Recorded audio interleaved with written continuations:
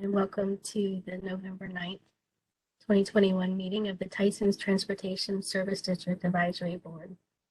My name is Christina Kane, and I work for the Fairfax County Department of Transportation in the Coordination and Funding Division, and I'm the staff point of contact for this advisory board.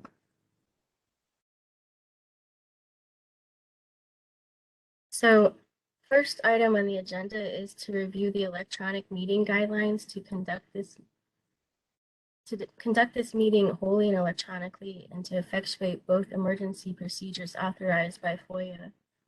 The board needs to make certain findings and determinations for the record. It's a bit cumbersome, so I ask for your patience.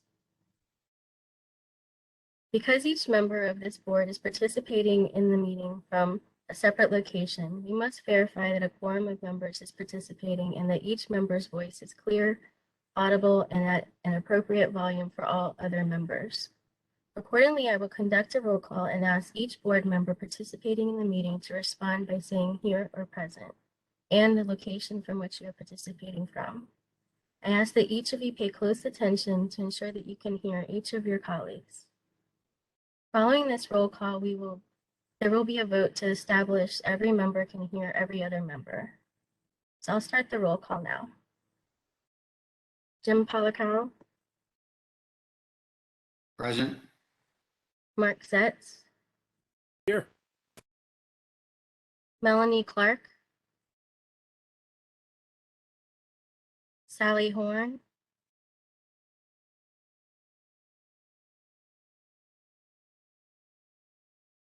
I know Sally's here. Sally, she's here. She's muted. We do need to hear from her, though. Sally, are you able to?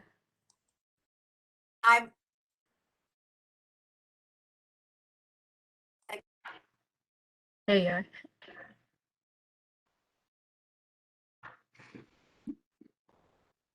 Oh, she's still muted. Here. Can Okay. you hear me? Yes. Chris Oth.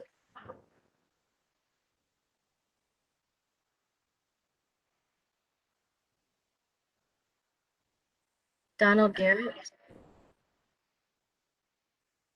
Present. Was it? I thought Chris was here, right? Chris is here. Yeah. Sorry, Chris, are you able to unmute?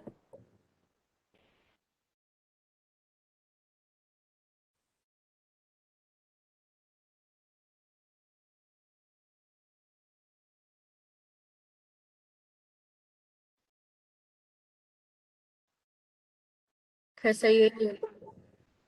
I don't think we heard you speak.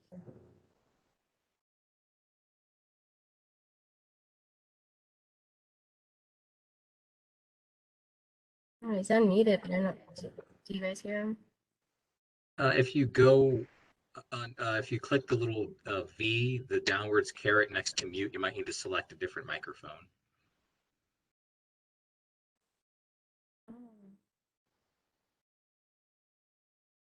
About now. Okay, sorry about that. Thank you.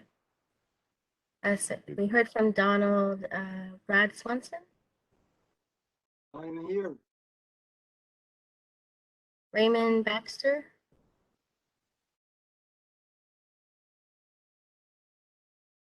Erica Yalowitz.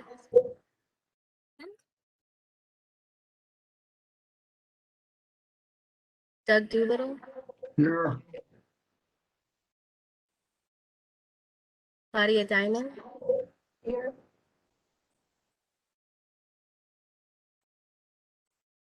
Corey Scott. I'm here. Claudia, do we hear Claudia? She checked in earlier, but Yeah, I'm here. Can you hear me? Yeah, I heard her. I can hear you now. Thank you. Evan Pritchard. David Gelfond. Present. And Todd Rowley.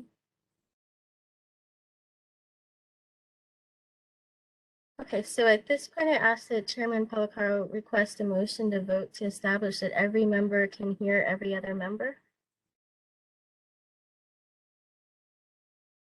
I'd like to request a vote that each member of the board can hear one another.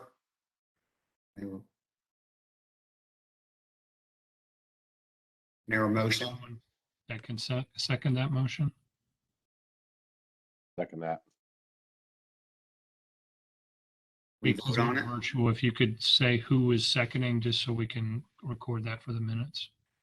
It's off. Thank you.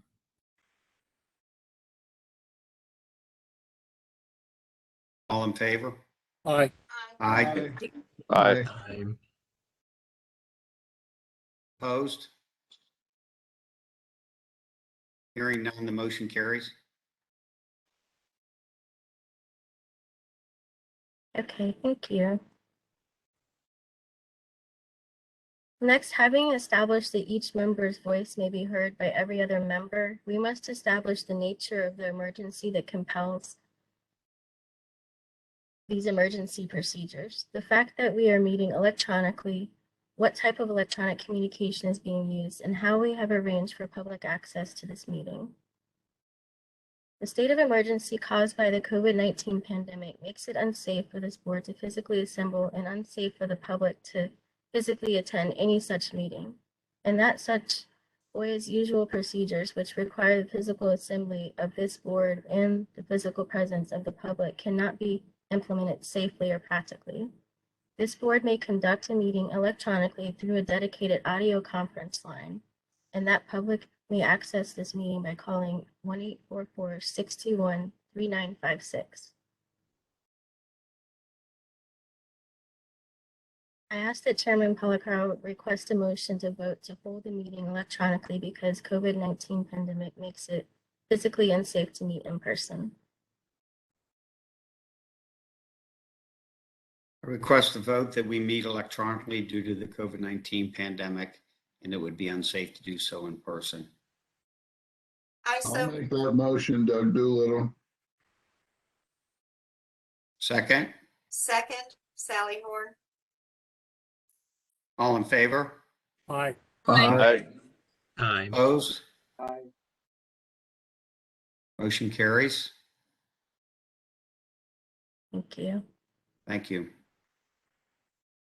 Finally, it is now required that all matters addressed on today's agenda must address the emergency itself, are necessary for the continuity in Fairfax County government, and or are statutorily required and necessary to continue operations and the discharge of this board's lawful purposes, duties, and responsibilities.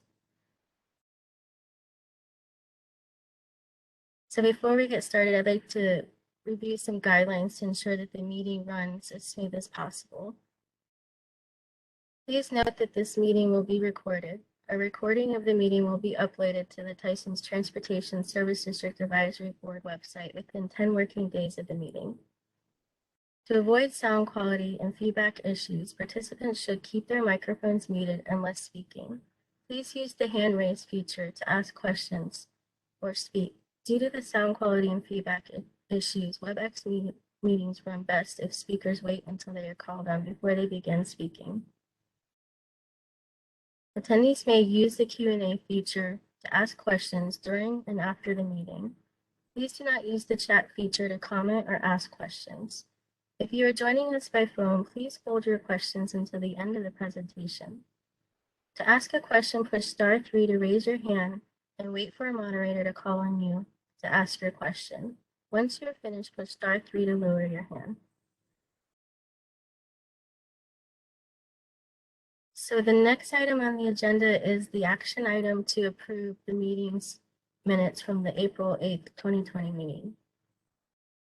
Mr. Chairman, will you please request a motion to approve the the spring meeting minutes?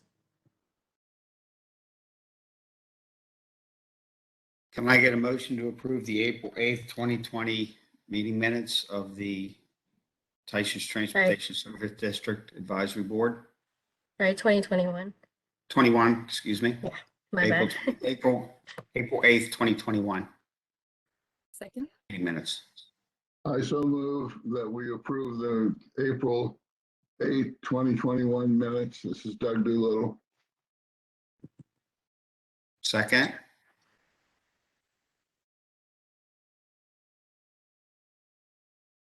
Second.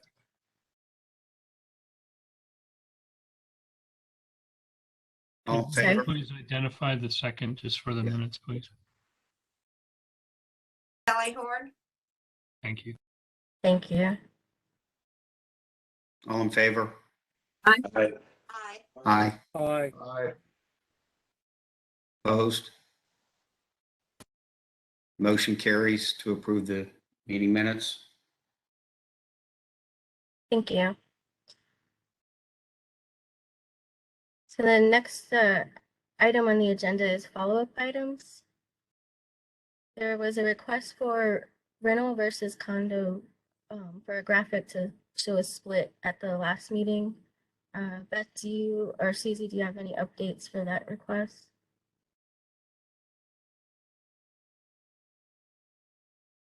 Hi, yes, so my name is Beth Elliott.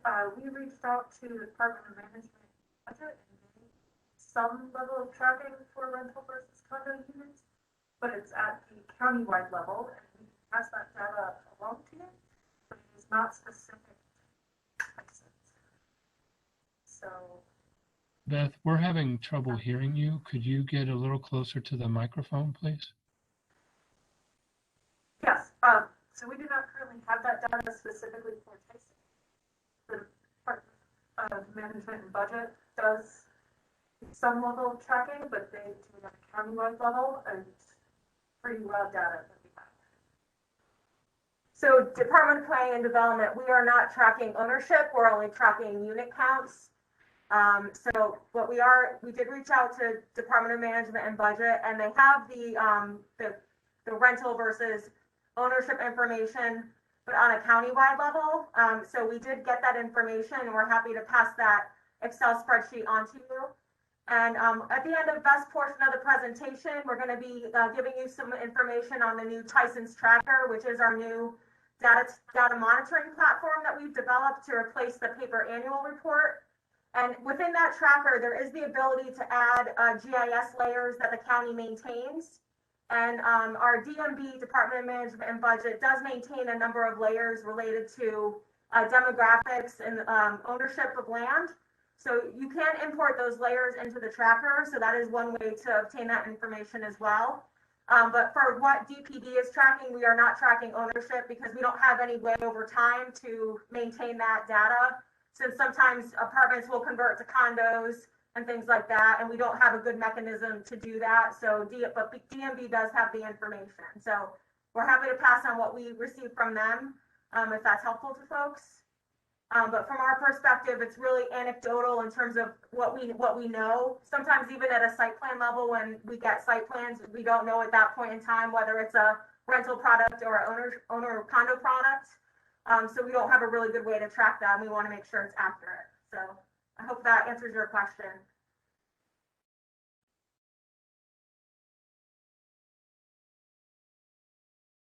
I think that was, Doug, was that something you requested? The last meeting? I don't think it was me, but I think it was someone else. I have to go back and look. But hopefully it answers the question. Yeah. I think we got an answer on it. Okay. Okay, so the next follow-up item was a request for the tax rate analysis forecast chart to be added back to the presentation. So this analysis was conducted by a consultant in 2018, and it hasn't been updated since. So we can send the last presentation that the model was used in. That's probably the best to review, the context of the graph that's included. And then we're considering updating the forecast model in the near future. Is there any questions about that? Yeah, this is Brad Swanson. I have a question. When the forecast model is updated, then will it be included in the next presentation or circulated separately or what? This is Tom. Tom Bashani. I'm the director of Fairfax County DOT. When we have it updated, yes, we will make that available to the task force, to the advisory board. And Tom, when do you expect that to be? I mean, without a commitment, what's your thought? Since we don't have the scope of work approved at this point, I don't have a specific timeline.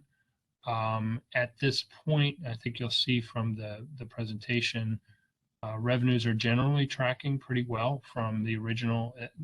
Most years they've exceeded the original projections, with the last 2 years being an exception. But I think we're still well above the original projections from 2018. So it'll probably be in the next year. So maybe this time next year we would have that information. Once we have a schedule for that update, though, we'll share it with the task force or the advisory board, and we can then tell you when it'll be available. Thank you.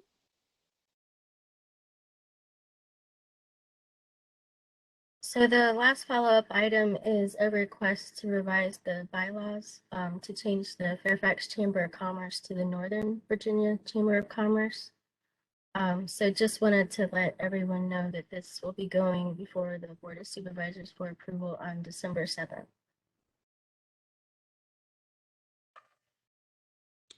And Christina, can you briefly explain the nature of the amendment to change the bylaws? Sure. So the Fairfax Chamber of Commerce, from my understanding, changed their name to the Northern Virginia Chamber of Commerce several years ago. And so when we adopted the bylaws, we still had the Fairfax Chamber of Commerce as a named position. So we're just taking it back to the board to request an amendment to change the name to Northern Virginia Chamber of Commerce.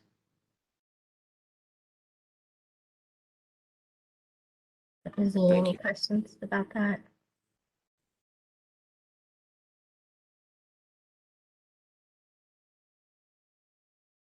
Okay, so at this point, I guess we can get started on the presentation for development and transportation project updates. Can everybody see the presentation okay? We're still on the cover, but yes. Okay.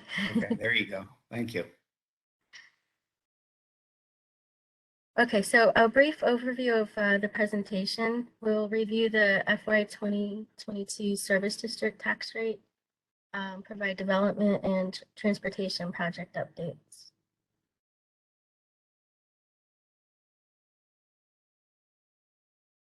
The service district rate was held flat at 5 cents for FY 2022. Through the end of October, we have collected $4.6 million in service district revenues. $13.8 million in service district revenues have been expended so far on Tysons wide projects.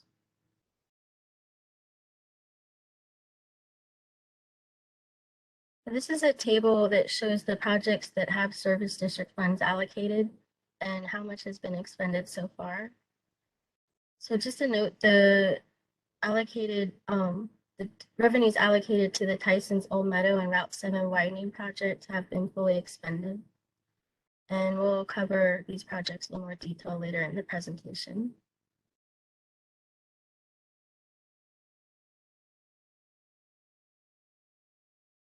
So the development updates will be given by Beth Elliott. So I'll pass the presentation over to her. Hello all, and thank you for the opportunity to present tonight. If you have any questions on the materials presented, we'll stick around and happy to answer questions. Hey, Beth, I'm sorry to interrupt. Could you get a little closer to the mic? Yes. Thank you. So if you have any questions presented on the materials, we'll stick around to the end so we can get through all of the transportation project slides. Tonight we're going to be focusing on the overall development since the plan adoption in 2010, and then focusing on what has happened between August of 2020 and August of 2021. So far, there have been 42 rezonings that have been entitled. They include 208 buildings, 73.4 million square feet. Commitments for 10 major new public facilities have also been made. To date, 8.3 million square feet has been delivered within 24 buildings, along with 26.4 acres of new public park. Next slide. This map shows where the approved applications are located. Plan adoption, including some major applications that were rezoned to fail, such as Tysons Corner. And some development cases may have multiple rezoning applications, which is why the number on the map goes up to 34, but we have 42 major facilities. Only one application was approved in the last reporting cycle, and that was JR's at Tysons, and it's listed as number 34. Next slide. I'm sorry, I'm going to interrupt because it's extremely hard to hear Beth. So Beth, could you move even closer to the mic?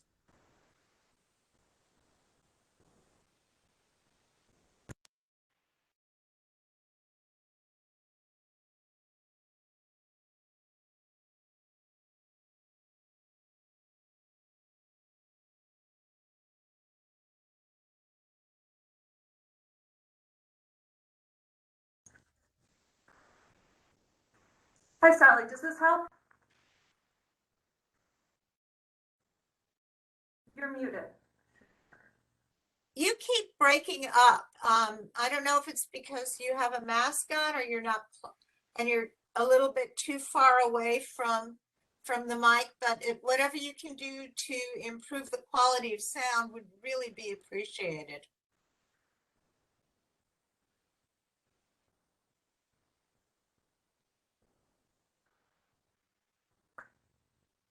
So, as I was mentioning, about 28% of Tysons is currently subject to a redevelopment plan that is approved. Christina, if you can move forward, please.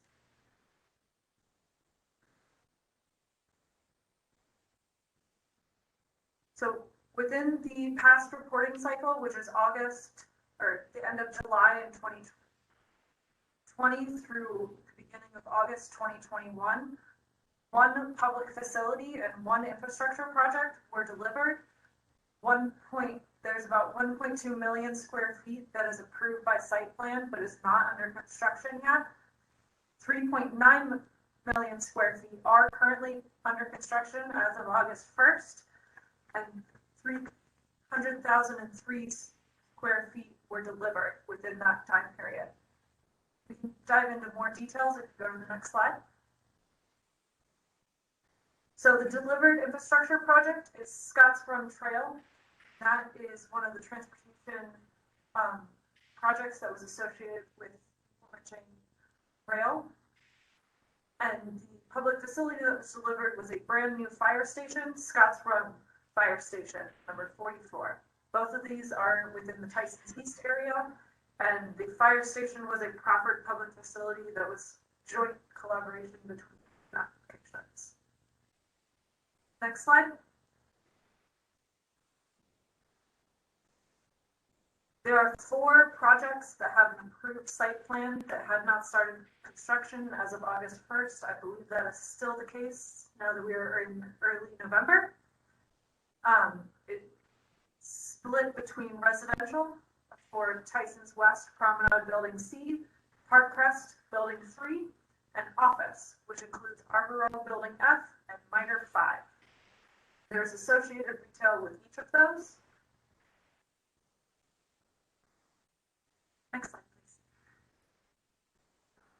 There is quite a bit of construction activity going on currently within Tysons. There are 9 buildings or blocks of development that make up 3.9 million square feet of construction. Some of this has completed since August 1st, but as of that point, there was a mix of residential, office, hotel, and theater with support retail in a number of these projects. And if you want dive into more of the numbers here or using the Tysons tracker. We'll describe a little bit later. Next slide. Within the last reporting cycle, 2 major projects came online. Retail at Capital One within Block C, which is primarily the Wegmans, along with the elevated public park space, which is on top of that, known as the Perch, and the Bexley, which is a residential building Highland District application that included a 1/3 urban park space as well. Next.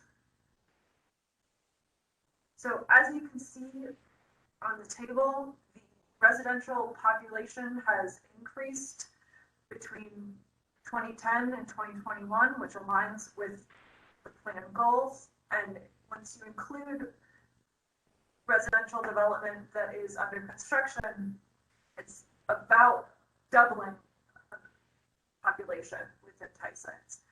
And so that has changed the ratio from 11.7 jobs to household to 6.4, and the plan target was 4:1. So we are moving in the right direction and achieving the goals set forth in the plan. Next slide. This chart illustrates the gap between planned growth potential, which is the blue line at the top, and existing development that has been completed so far, along with what we anticipate being completed by 2023 based on active construction and site plan data mentioned earlier. And this shows that while we are tracking below the planned goals, we're not exceeding that, which is good, and we are still moving in a pretty similar path. It's great. Final slide for me, please. So as Susie mentioned earlier, we released the Tysons tracker last month to the Board of Supervisors and the public, and this will replace the report moving forward. And I encourage you all to go and explore. There's a lot of data, and there's one of the 10 pieces that are included within this includes the interactive map. You can add your development or layers to GIS. Okay, thank you.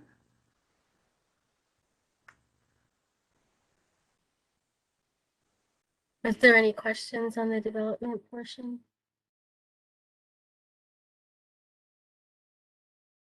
Christina, before we go on, can you just go back to the previous slide, please? Sure. So we'll send you the link in an email so that it's active. But there is a whole wealth of information there that has been compiled related to Tysons, and now we have over 10 years worth of data. So I would encourage everyone to go and take a look at it. It is organized under categories depending on what you might be interested in, transportation or infrastructure or parks. There's a lot of really helpful information and done in a way that's easily digestible. So just want to put a pitch in for that, and we'll send you an active link in an email so that you can look at it and play around with it.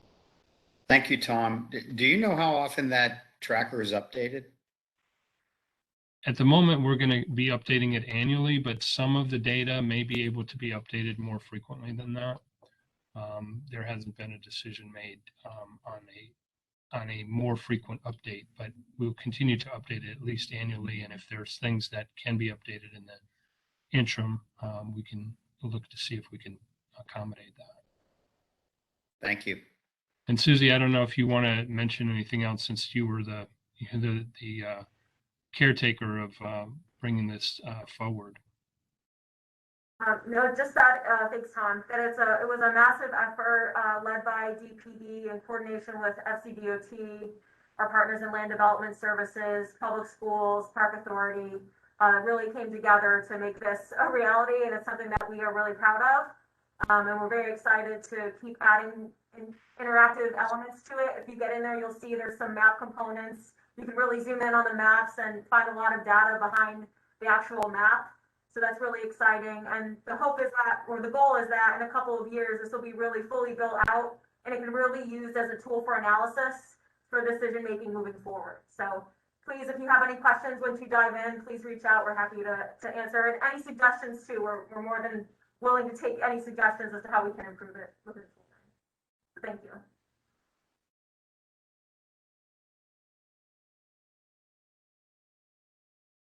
Thank you, Beth. So moving on to transportation projects. Here's a map of the 17 major roadway projects approved in the comp plan amendment to be partially funded by service district tax funds. Out of the 17 approved projects, 1 is complete, 2 are under construction, and 8 others are in study, PE, or design phase.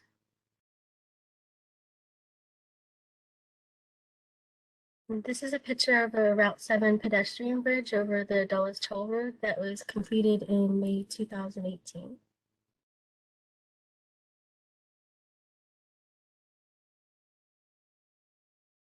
This is a picture of the Jones Branch connector completed in February 2020.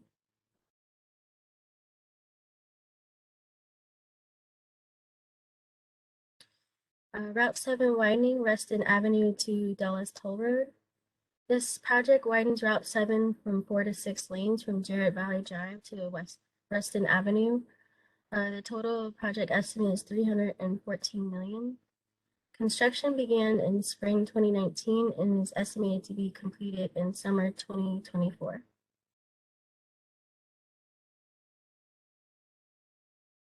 Route 7 widening Route 123 to I-495. This project widens Route 7 from 6 to 8 lanes from Route 123 to I-495. Bus rapid transit is proposed throughout the corridor, and the Board of Supervisors approved final BRT recommendations in July 2021. Design will continue, including approved BRT lane alignment.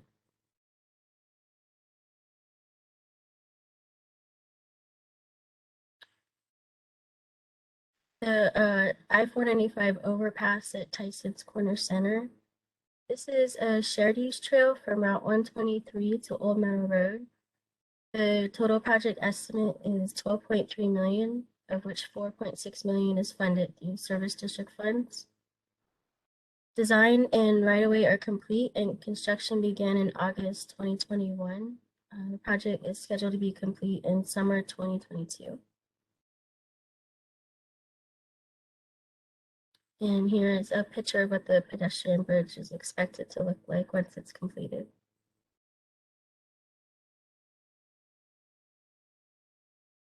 A few other projects underway.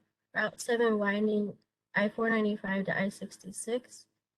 Design will continue now that the BRT recommendations were approved by the Board of Supervisors in July, and $10.5 million in service district revenues have been allocated. Ramp from Greensboro Drive to Dulles Toll Road. Study began in January 2021 and will be completed in early 2022. And this project has $1 million in service district funds allocated. Can I stop here and ask Mr. Bouchardny a question? Sure. The BRT alignment, is there a planned route? Yes, to the there is. extent of the line? Yes, so the route will come up from I-66 in the center of Route 7, cross over the Beltway, and then turn right on International, go up International to Spring Hill, and then come into the Spring Hill station and do a loop there at the Spring Hill station out to Route 7, and then back up to International and back down International. We can send out, we have a presentation on that, so we'll send that out to the advisory board. Is there widening that's going to occur there and taking, or is it going to scheduled to be or planned to be run? So it depends on right of way where you are on Route 7. west of the Beltway. There are service drives there, and so that would be used. The service drives would be converted to BRT lanes. On International, the right-of-way varies there, so depending on where you are on International, there may need to be some land acquisition acquired. And then it will operate in mixed traffic in the loop that goes around Spring Hill to Tyco and then back to International. We can hear you, Doug. While we're stopped, I have another question on the ramp from Greensboro Drive to Dulles Toll Road. I had discussions with county staff and with the Supervisor Polchek's office and the Planning Commission. I was led to believe that this is a theoretical study and this is not a done deal. Is that true? It's essentially a preliminary look at it. The $1 million is only allows us to study several different options and to come back with some suggestions that can be reviewed, but there's no funding has been approved to take it beyond the preliminary engineering phase or the study phase, basically. Okay, thank you. I appreciate that. Sure. So, Jim, did I Tom, answer your question? I did want to circle back, if we could, to the BRT issue. So, was there a need study done, and it really did bear out that a BRT is, with all the metro lines and the existing bus services we have currently, that a BRT Yes. was needed or will be needed? Yes, the Northern Virginia Transportation Commission did, over a period of series of years, did do an evaluation of the entire Route 7 corridor from Tysons all the way down to Alexandria, and did find the need for higher quality transit, and then ultimately evaluated several different kinds and recommended bus rapid transit. What we're doing is we've refined the alignment basically west of I-66, so up Road 7 and into Tysons. But that entire project is moving forward to implement probably in phases between Tysons and Alexandria. Is it being paid with this service district? So no, at this point, the work that is being done, there are multiple sources of funding. The service district money would be involved in the land acquisition for the widening, particularly on the portion from 495 to I-66. But at this point, the board just approved the alignment, and so we're beginning the work to look at the that corridor from 66 to 495. Okay, definitely. I think you should keep us abreast on this. Sure, and we can add that It's to a the major presentation. transportation project that we was can not certainly- originally contemplated, I believe, in Table 7. The widening was contemplated in Table 7, and we can The certainly widening add was, yes. more details to the presentation. But in the meantime, we'll send you a link to the website that has all the materials about the BRT project itself. Great, thank you.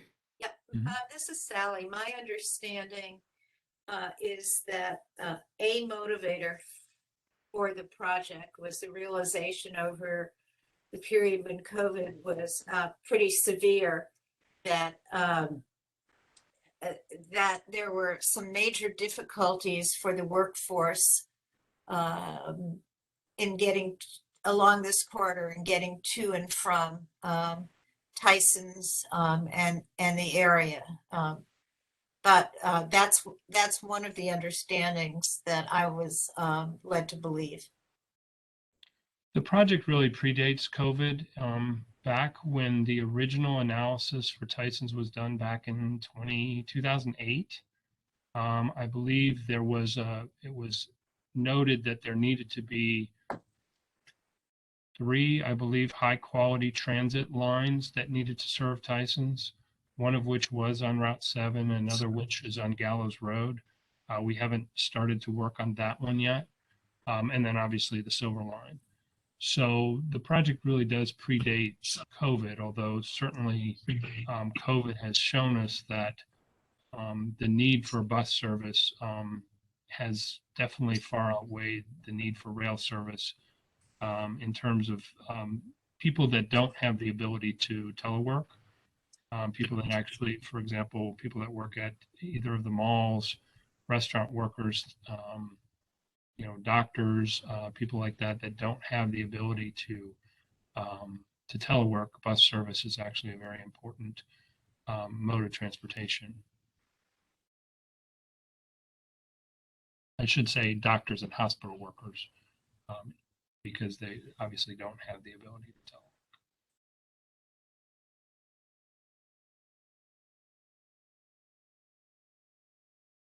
Thank you. Any other questions?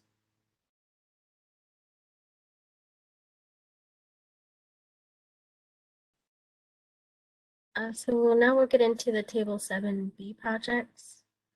Route 123 modified intersection treatment, I-495 to the Dulles Connector Road and I-495 to International Drive. Multiple options are being considered for both projects. Development and analysis of preferred alternative was completed in spring 2021, and the final recommendations are due in winter 2022.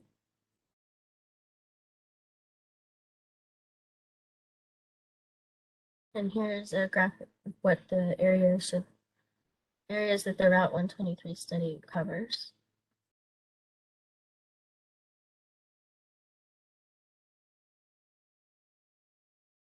Continuing the Table 7B projects, the Cleveland Ramp Project modifies east off-bound ramp from the Dulles Access Road to Route 123.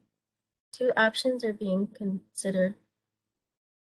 The project is included in the Route 123 modified intersection treatment study discussed in the previous slides, and it may also be included in the 495 next related work. Route 7, Route 123 interchange. Two concepts are being considered.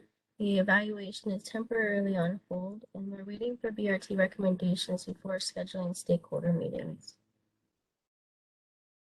And Gallows Road at Gallows Branch. The study will be initiated in the future.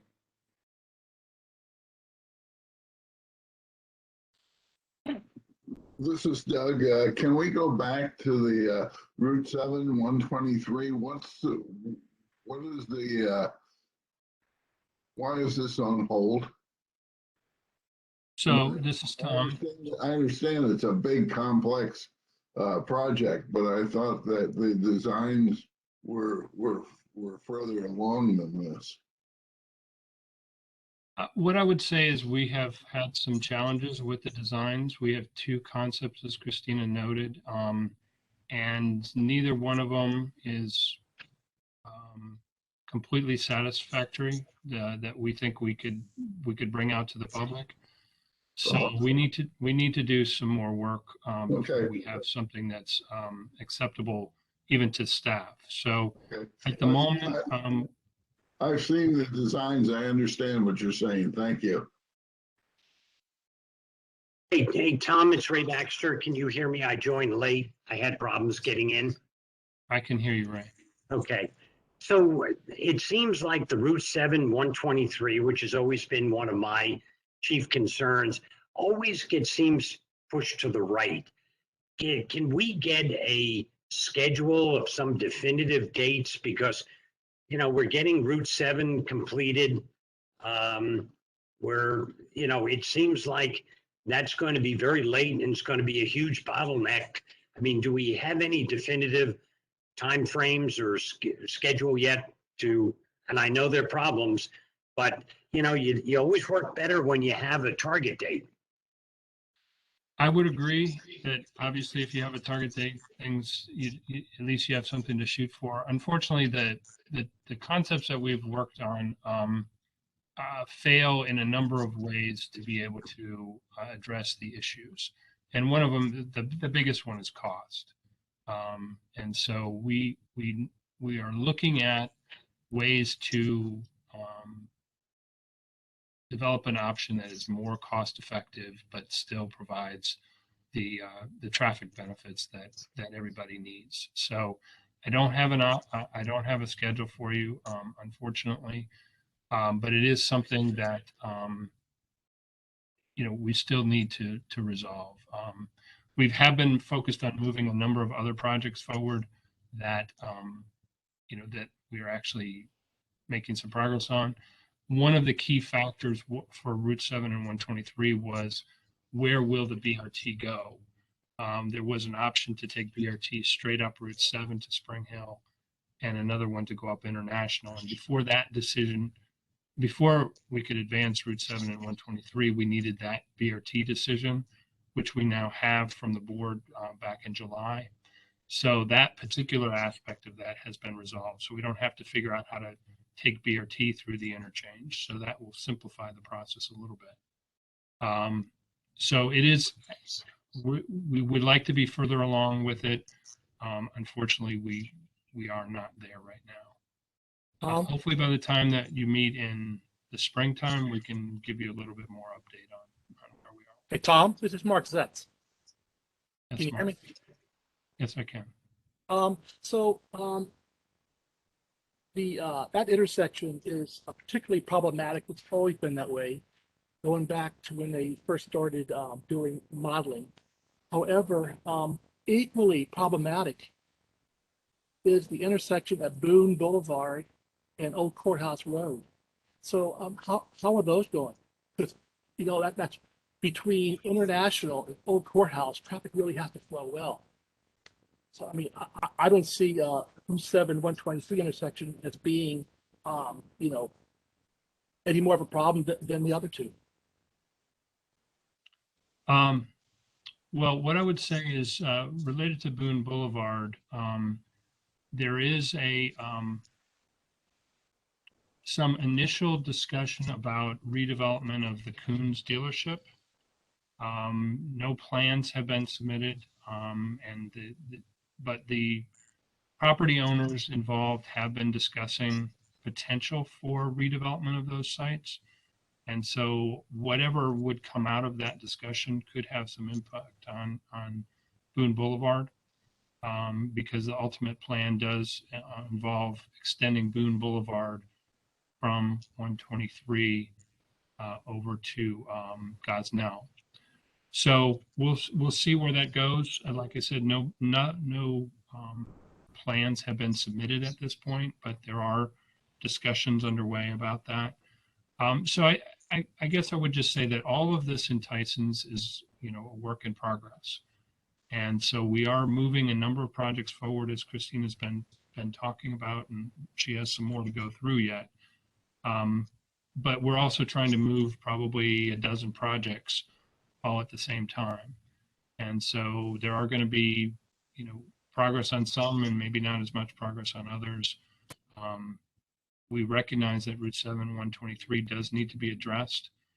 And fortunately, during the last 2 years almost now, with the lower traffic volumes, that bottleneck has not been as prevalent as it may have been in the past, and probably will be in the future. So I don't have a good answer for you on 7 and 123, other than the fact that we're continuing to work on it and hope to bring back some more definitive information to you as soon as we have it available. So Tom, if there is additional money necessary, I mean, obviously that is going to be an expensive design, no matter what you do. Do we have the money in the future years, or is that something that we're going to have to look at for additional funding that just wasn't, we didn't realize how much it was going to cost? Well, remember, Route 7 and 123 is a Table 7B project, so Right. It was not included in the original funding plan. So we will have to acquire additional money to build whatever solution is developed for that area. Okay, thanks. Yeah, I forgot However, the other point I would make, though, is remember that Tysons is dependent on a number of improvements. So that is one improvement that will make a difference, but so will the grid of streets, so will the other improvements that we're making on many of the other arterials. So there's no one project that is the linchpin of everything in Tysons, but each project does contribute to advancing the mobility for Tyson. So the grid of streets obviously is a very important point, and I think Christina was just going to get to that, but we are seeing more and more links in the grid of streets being built through redevelopment, which is our, what we intended to have happen. And so that provides alternative paths that do relieve pressure on Route 7 and 123 in general. So pieces are coming together. Ultimately, we do need to deal with Route 7 and 123, but many of the other pieces are in progress. I don't think it's in the presentation here, but one of the things that was accomplished in the last year is we did acquire the land from the U.S. Army Corps of Engineers for Center Street, which goes around the backside of the big water tower in Tysons and the antenna. So that is something that we've been working on for a decade, frankly, and have been able to achieve. So that will allow that grid link to move forward as well. Tom, I was looking at the map of the VDOT right of way, and with all the new roads that have been built, it appears as though VDOT has only accepted 2 segments into their system, and that's Squash Run Crossing and the extension of Bainbridge Road. Looking at this, I assume it's going to be many, many years before a lot of this gets into the system, gets accepted. Well, a lot more links have been built, but it does take time to work through the punch list and get all the I's dotted and T's crossed to be accepted in the system. But there are a lot more than just those 2 links that have been constructed and are being used by the public today. Yeah, yes, right. I'm just talking about the segments that have been accepted by VDOT. Okay, thank you.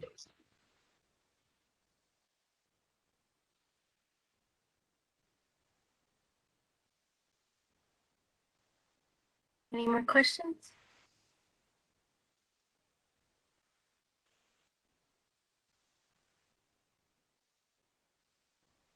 So this is a map of the ongoing grid of streets development as of August 2021.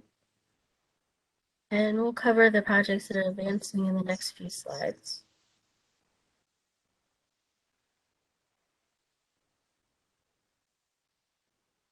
Lincoln Street, this project will connect Route 123 to McGarity Road. 19 million has been approved by the Board of Supervisors. Design is 15% completed and is estimated to be completed by February 2022. Construction is scheduled to start in fall 2025 and is estimated to be completed in early 2027. And community meetings will be held in early 2022.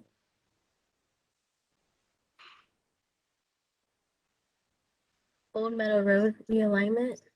This is part of Dulles Rail Phase 1 funding.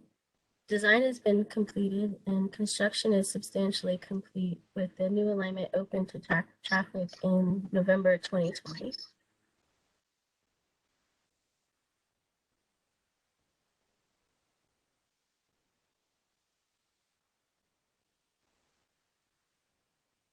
Transit service. This is part of the presentation that will cover transit improvements in the area. And here's a map of the transit service currently operating in Tysons. As of fall 2021, 16 bus routes operate circular, express, peak, and local bus service in the area.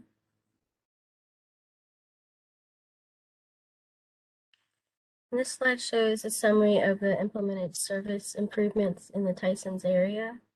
A new service started in March 2021 when the Fairfax connector reinstated and converted metro routes 3T and 15K to routes 703 and 715. So that's the latest improvement for 2021.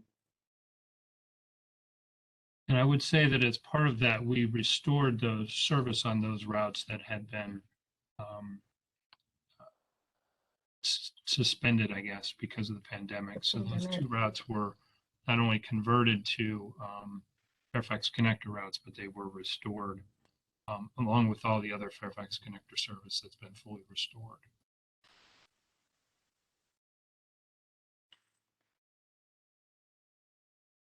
So as Tom just mentioned, ridership trends due to the pandemic, transit service was partially cut in April 2020 and restored in August 2020. Ridership is recovered 61% from pre-COVID levels on the weekdays and 97% on the weekends.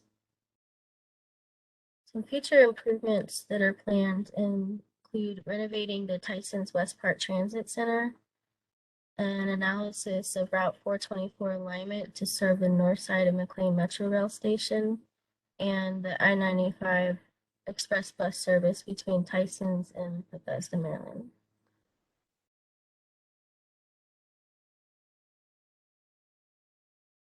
This slide provides more detail on the future Route 798 from Tysons to Bethesda. The route's intended to address capacity issues on I-495 by providing a faster connection between Fairfax County and Maryland for Silver and Red Line riders.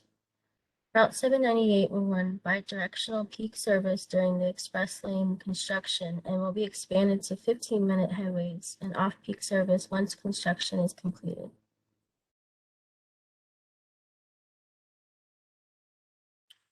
And here's a map of the proposed Route 798. I have a question. Where in the process is this to like be approved as an official like route for the bus system? So at this point, the express lane, the widening of I-495 to incorporate express lanes has been approved. VDOT is working with their private partner, Transurban, and they will reach financial close towards the end of this calendar year. And at that point, they'll be moving forward with the construction project. That project also provides the funding for this route. And so the Commonwealth has approved $5 million for acquisition of buses and $2 million a year for operating cost. And so we're in negotiations right now with VDOT in terms of when the service would actually start. It's likely to start during the construction phase so that there'll be an alternative for people driving it alone from Montgomery County over to Tysons. But we're probably still maybe 2 years out from the actual implementation. We need to order buses, and we also, at this point, their initial construction activities aren't going to create any major delays on the roadway. And so will there still be like, I guess, public involvement just about where the bus should stop? I mean, for example, I think it'd be really awesome if it could go to like Pike and Rose, for example. Yes, we haven't done the public outreach associated with the actual service planning, but this is a preliminary look at what that route will, the way the route will operate. And Tom, this is Sally on that issue of the route. Could you share with us a little bit about discussions that may have taken place or are taking place with Maryland and Montgomery County, since the route will go obviously into Maryland and Montgomery County? So I would assume that we need some agreement on their part. Absolutely, and we've been talking with Maryland Department of Transportation and Montgomery County transportation planners on the route. They've actually been working with us to identify some park and ride lots on the Maryland side to support the route. Maryland, as you know, and I think there's a slide on this, so I don't want to steal Christina's thunder, but Maryland has signed their initial agreement with a private partner to advance their project, which will widen the bridge and extend express lanes across the Potomac River up to I think 370. You may have noticed, our offices are in Rockville, and I work or live in Virginia, but they're currently, I believe, taking borings. Yeah, they're moving. They're that definitely alignment moving going along. across the bridge and up to 70.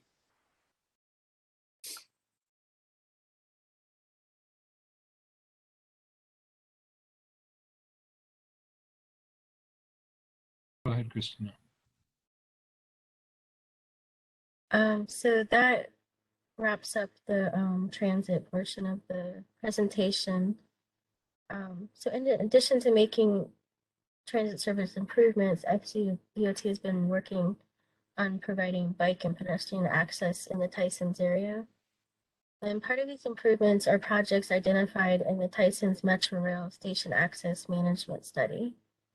The study occurred in 2011 with the goal to prioritize improvements to the Metro Rail stations in Tysons. So 37 of the 41 projects have been completed, and 3 are in construction or utility relocation, and 1 is currently in design.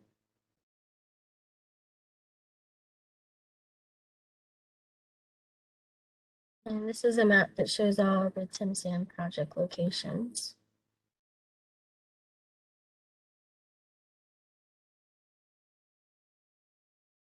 One project that is currently underway is Route 7 walkway from Dulles Toll Road to Beulah Road. This project is part of the Route 7 widening from Ruston Avenue to Dulles Toll Road, and so it's not going to be completed until July 2024.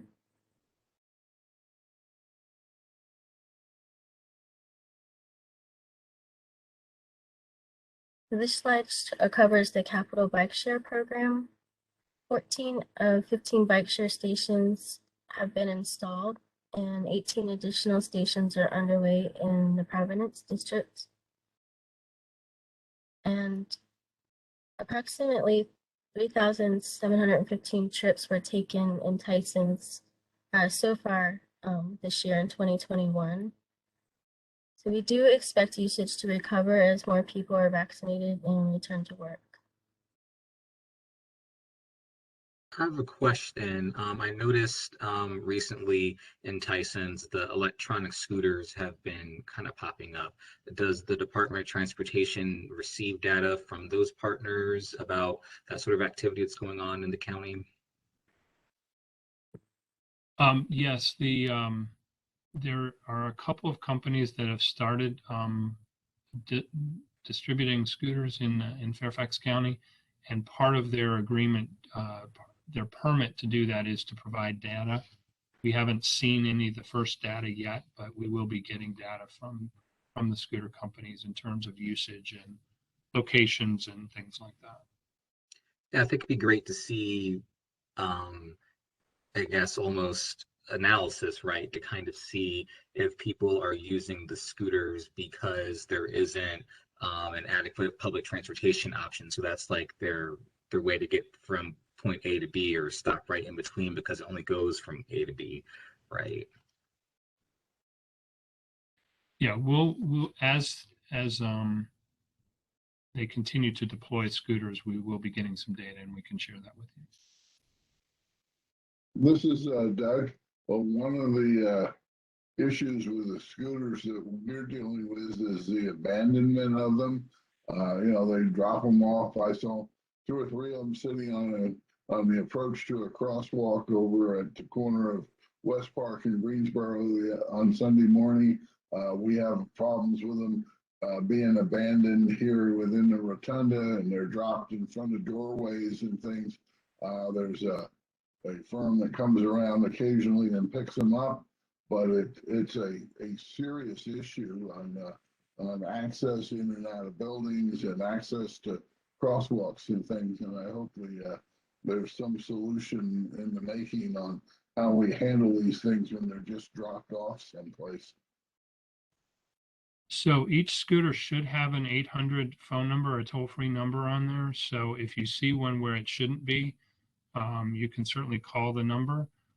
We'll also get a number and we'll send it out with subsequent material on the Department of Consumer Affairs, who's managing, or not managing, but kind of overseeing that effort, so that you can call and have somebody follow up if they're scooters that are left abandoned and blocking sidewalks and things like that. That would be helpful. Thanks, Tom.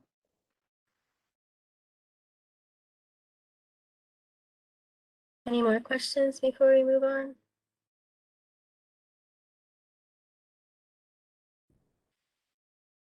So now I'll discuss the Tysons neighborhood traffic study projects. The purpose of this study was to evaluate existing and future traffic impacts and the potential mitigation measures for 30 intersections in the Tysons area. Intersections were chosen based on the Board of Supervisors' input, and locations that are projected to fail by 2030 continue to be monitored annually. Feasibility studies, design, and construction activities are underway for a few of the locations.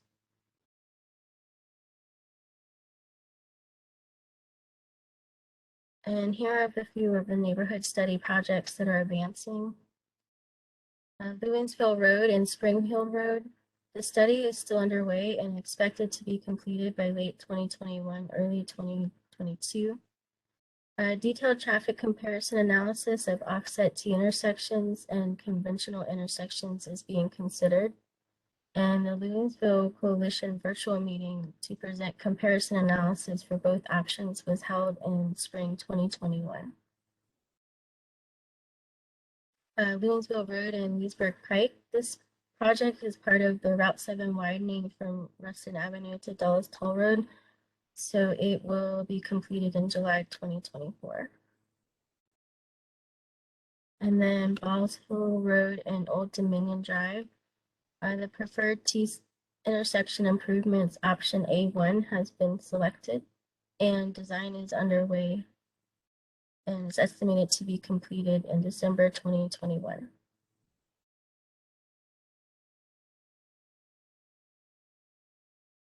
Dolly Madison Boulevard Corridor Study includes the intersections shown below. And a community meeting was held in June 2019. And we received a significant amount of feedback, and staff is working to address those concerns. Meetings with the district supervisors were held in February and December 2020 and October 2021.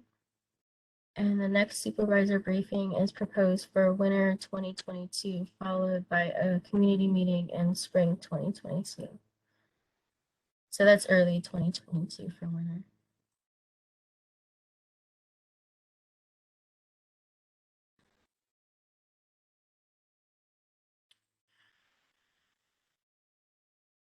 So moving on from the Tysons projects, there's a brief update on the Silverline Phase 2. Phase 2 construction is 99% complete, and the pre-final walkthroughs are underway. And WMATA and the Airport Authority continue to work on resolving outstanding items.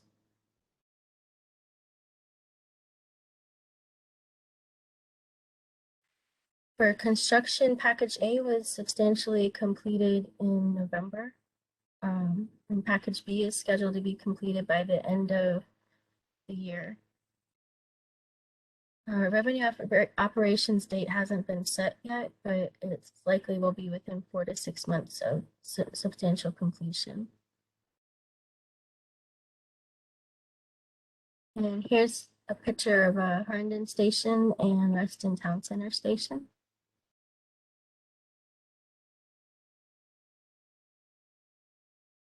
Here are pictures of Innovation Center Station, Dulles Airport Station, and the Dulles Airport Rail Yard.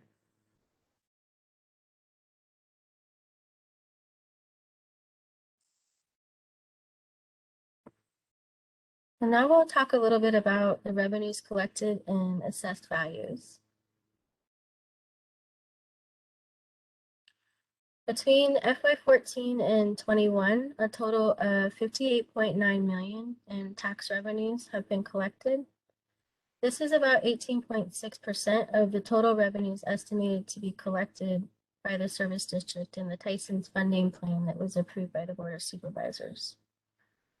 31.4 million has been previously allocated to projects, and so that leaves a balance of about 27.5 million.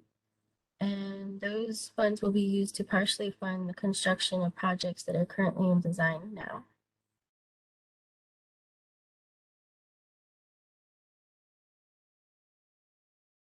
This chart shows the assessed value history since the service district started in 2014. The actual growth has been greater than the projected 3% every year, except for 2021. In 2021, the assessed values decreased by 4.34% over 2020. And this is consistent with what we are seeing in other commercial areas around the county. Although residential values have increased, commercial values have decreased.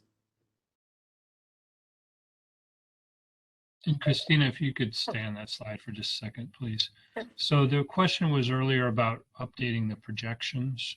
And the original projections that were done, as Christina mentioned, assumed a 3% growth, but it was always anticipated that the growth would be cyclical. So there would be, good years, and we had 6 of them that you see there, and there would be downturns. We anticipated that there would be downturns, but the good news for Tysons is that the growth over the last 7 years, actually from the beginning, has exceeded the 3%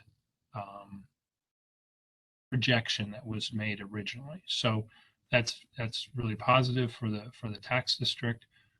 It's positive for being able to move a number of the projects, transportation projects, forward. But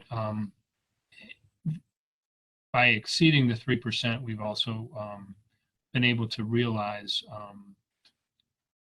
the tax district. We've been able to keep the tax district at 5 cents as opposed to the original projection that actually had it going up to 7 cents at one point, and now we're envisioning that it would not exceed the 5 cents that we're currently at.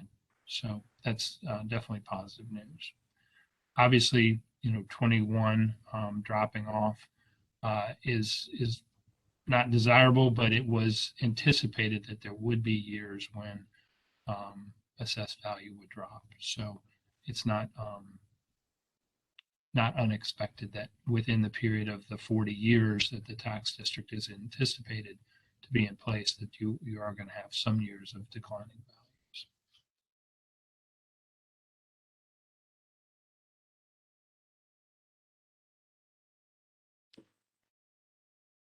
This slide shows a comparison of the assessed values between 2020 and 2021. The Tysons Service District tax rate remained flat at 5 cents per $100, and the Dulles Phase 1 tax rate decreased from 11 cents to 9 cents. The staff recommended the tax rates for FY 2022 be held flat at 5 cents and 9 cents respectively.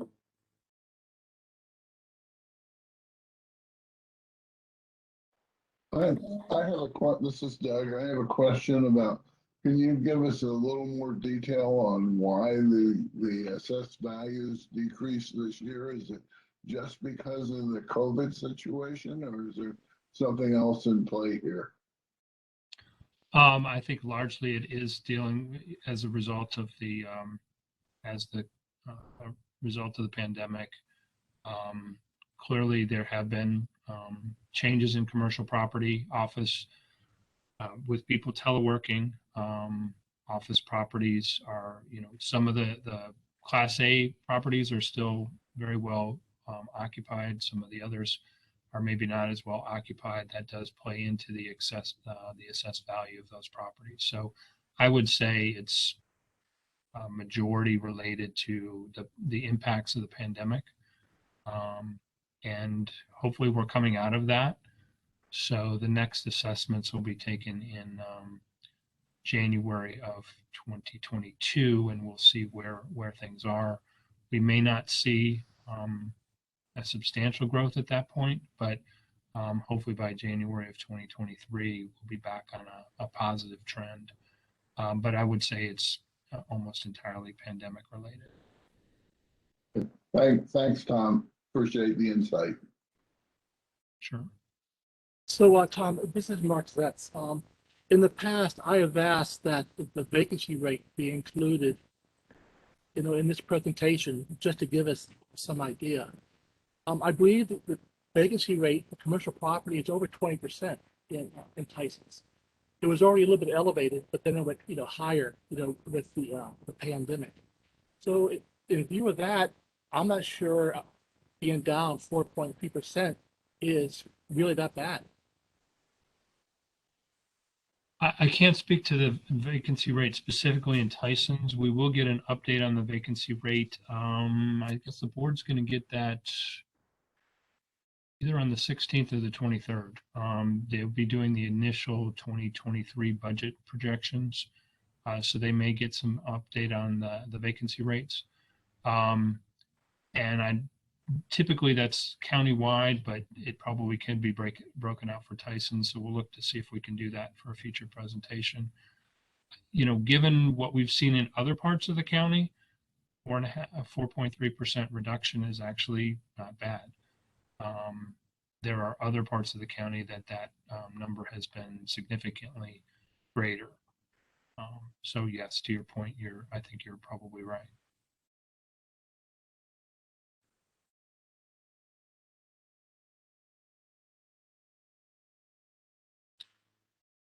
Are there any more questions?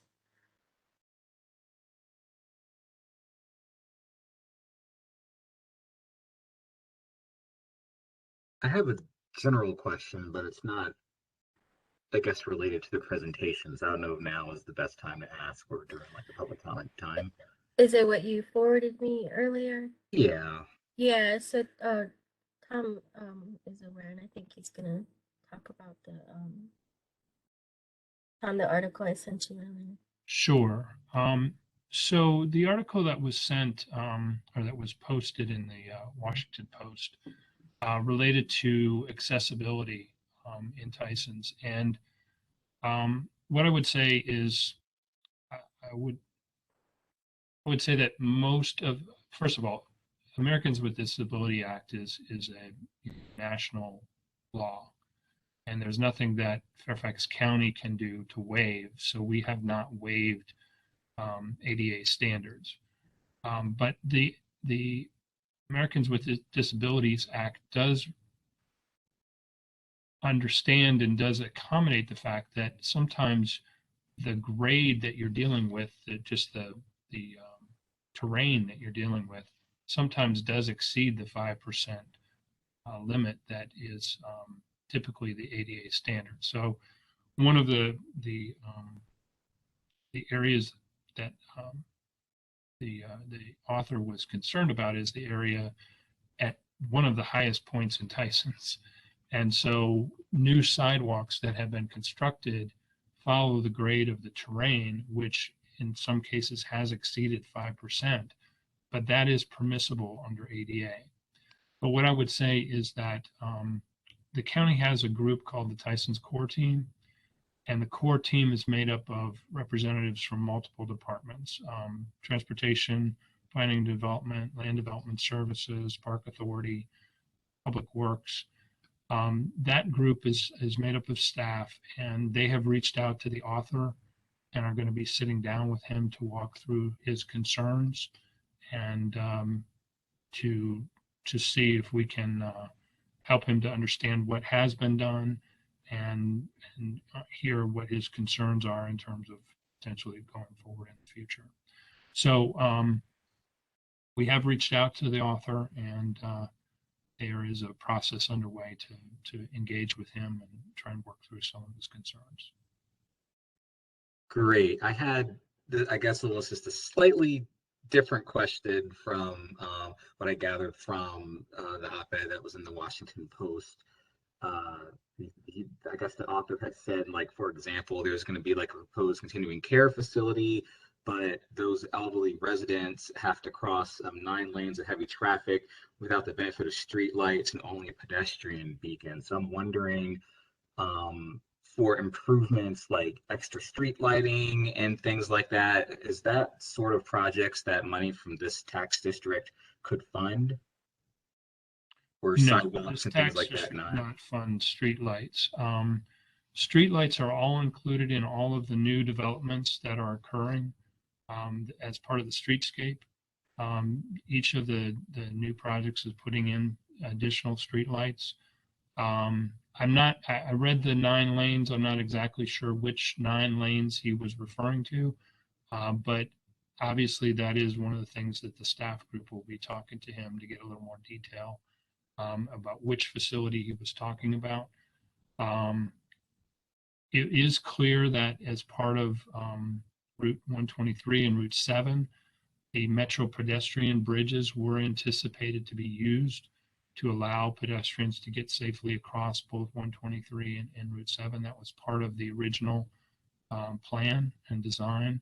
So as you might imagine, actually the picture that you see right in front of you right now, there are no at-grade pedestrian crossings because it was anticipated that the metro bridge would be used to provide those crossings. We might do it differently today, but that was really what the intention was for Route 7 and 123. For elsewhere in Tysons, we've been working very hard to upgrade pedestrian and bicycle facilities, fill in missing links that will enhance that, and a lot of those will come with redevelopment as well. So it's typically the sidewalk owners that would add, I guess, lighting with it, or is that part of like it's part of redevelopment? Yes. So as projects come through that are affecting the streetscape, all of those projects will be adding additional lighting, both lighting the street, but also pedestrian scale lighting as well. And you'll see some of that on Route 7 west of 123.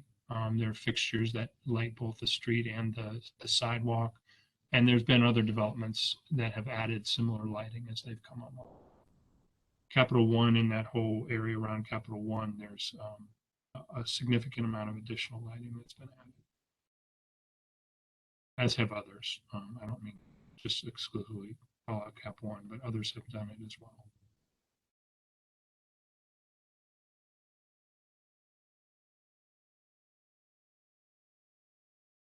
Are there any other questions?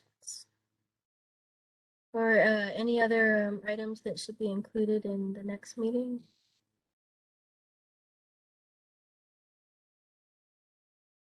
I mean, I'd be really interested in seeing whatever the first round of scooter data like looks like, so we can see, like I mean, I know in my neighborhood, we had to send out, I guess, an e-blast saying like you need to leave the scooters outside the gates because the people who come by and pick it up can't get into the neighborhood to like come get them. So it'd be interesting to kind of see where they're being left and what gaps they might be filling in. I guess transit-wise within the district.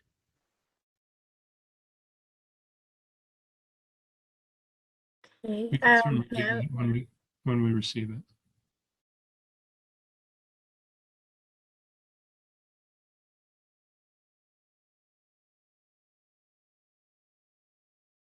Okay, well, I think that concludes our presentation for the evening. I'd like to thank everyone for joining, and the link will be sent by email when the recording is uploaded to the website. So I'll send an email out and let everyone know. Thank you. Thanks, everyone. Thank you. We'll see everyone at the next meeting in the spring. Hold on, I'm sorry to interject. You have a public comment period or section within your agenda, and then you're gonna need a formal adjournment. Oh, I'm sorry. I can't see the agenda. No worries, no worries. Everything up.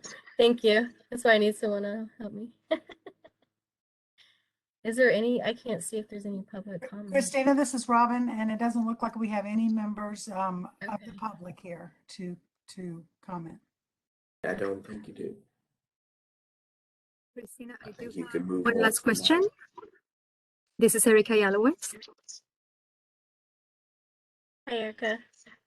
So I would like further clarification on the ramp from Greensboro Drive to the Dulles Toll Road, and to see how likely is this to happen along Spring Hill and International and Greensboro.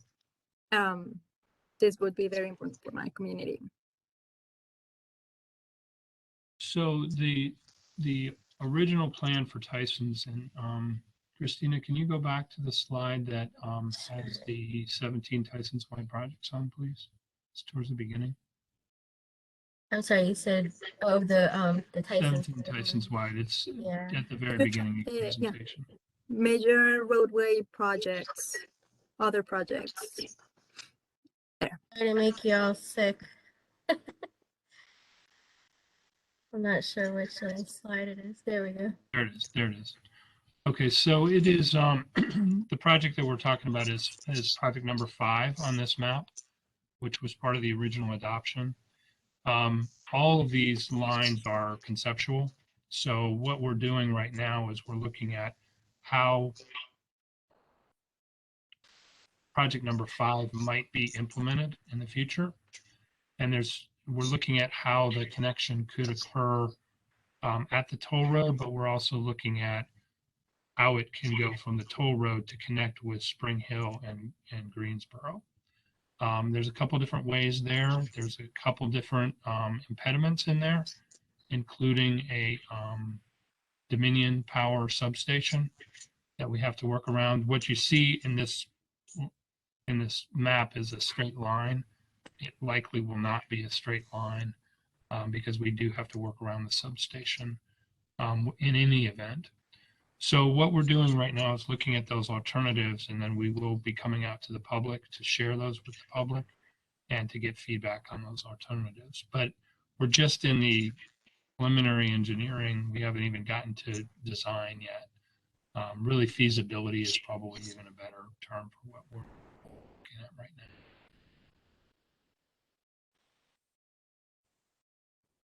So probably spring, summer of next year, we'll be ready to come out and show some of the alternatives and get some feedback from the public on those alternatives.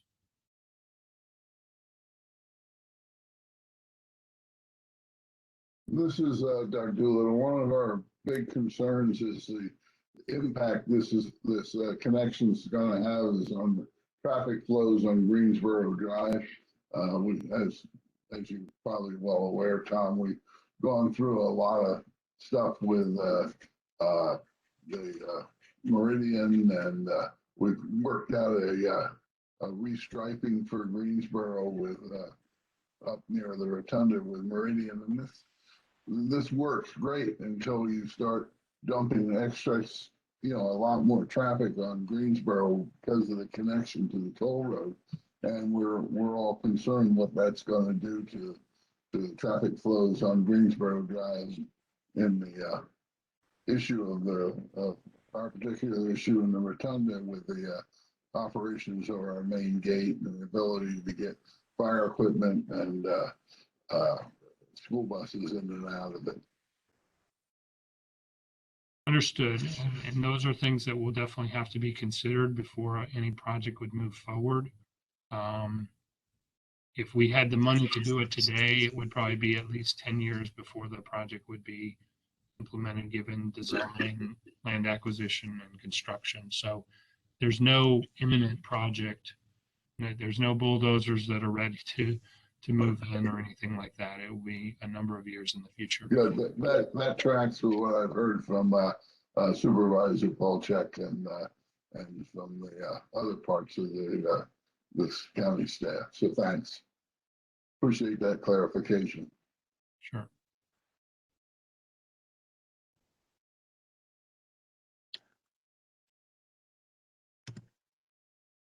There any other comments?